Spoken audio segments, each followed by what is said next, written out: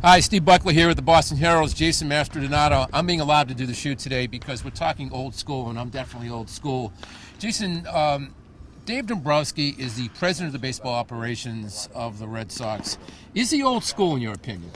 Yeah, he's very old school. I mean, I'm used to dealing with Ben Sherrington, who's been the GM since I've been here, covering the team for the last 4 years, and things worked differently with Sherrington around. I would say there was more tiptoeing around some subjects. There was obviously much different moves in the front office. And now you have Dombrowski here, who's always smiling. He travels with the team everywhere. He's on the field all over the place. He's more interactive, maybe more hands-on is the word that they like to use. We did ask Dave Dombrowski if he's old school, and here's what he had to say. It's a pretty good answer. Old school, I guess I'm older, so I guess that starts it. I'm older than some of the present-day general managers. But I think in today's world, if you are just old school or closed-minded, you're going to be left behind. Okay, so he's old school, but he's also willing. He gave us a great example from his early days at the White Sox about how he did use analytics, not that they were called analytics in those days, in his scouting reports with the White Sox. I don't buy the getting away from analytics thing. He more or less said that today. I think that's just something John Henry said.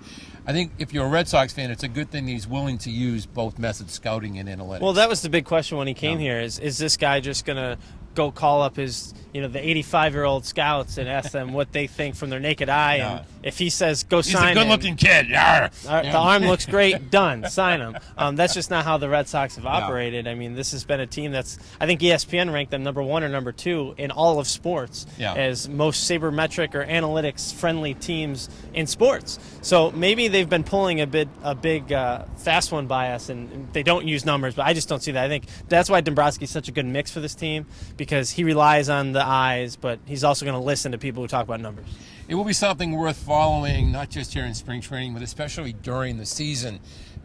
Once the Red Sox get playing, once they need to start making moves, but don't get caught up in this Dombrowski old school thing too much, and don't get caught up in John Henry saying they're getting away from analytics, because I think it's going to be a combination of the both.